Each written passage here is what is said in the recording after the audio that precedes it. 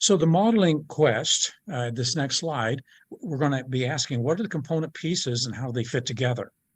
And very, very simple little diagram here. The person is in a state. They're feeling something. So we start there. So what state are you in that you want to be coached to? Current state. What are you thinking and feeling that's causing that state? Then we really go meta. We go to the higher meta levels of the mind into what belief do you have that's holding that in place? What concepts? What memories? What imaginations? What intentions? And this will give us the most simplest description of the internal world that we're going to go explore. So that's the quest to go inside. And each one of these slides can be a presentation in and by itself almost, right? It's so much information packed right in there. Yeah, although using the meta-states model, every one of these meta levels is a facet of the same thing. And I'll get to that in a little bit. Yes. And because it's a facet of the same thing, it's just another facet, not a whole another dimension. So about modeling, there's different forms of modeling. You can just imitate or copy someone. You can mimic. And actually, NLP started with Richard Bandler mimicking Fritz Perls, his voice, his words. And the surprise was with a mimicking, he could get some of the same results that Fritz Perls was getting in Gestalt therapy. So let me ask you this. So does this mean that, because this actually brings about a very important topic right here about, the mimicking part.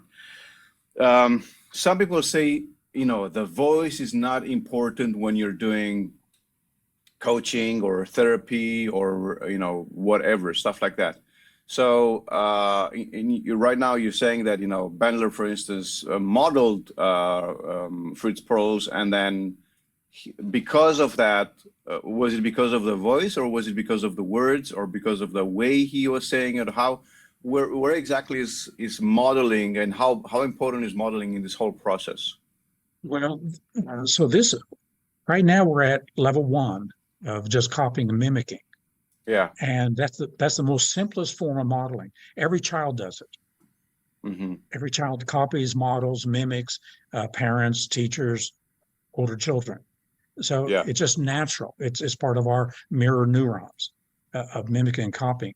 What Richard Bandler did was to pick up the words and the tonality of Fritz Perls, and using the words of Gestalt therapy, he found that he could get pretty much the same results without knowing the theory, without understanding processes, without developing the skill. Well, that's just level 1, and that's a very simple level, and it's really not what we do in coaching. The next level will be to model the behavior. So what does an expert do, or what does a client do, and identify the behaviors that's creating the experiences. So that'd be another form of modeling. And the deepest form of modeling, the highest form of modeling, is modeling the expert and how the expert or the client is thinking, believing, perceiving. Because when you can step in and see the world from their terms, on their terms, and from their perspective, you really have a sense of this is how it works.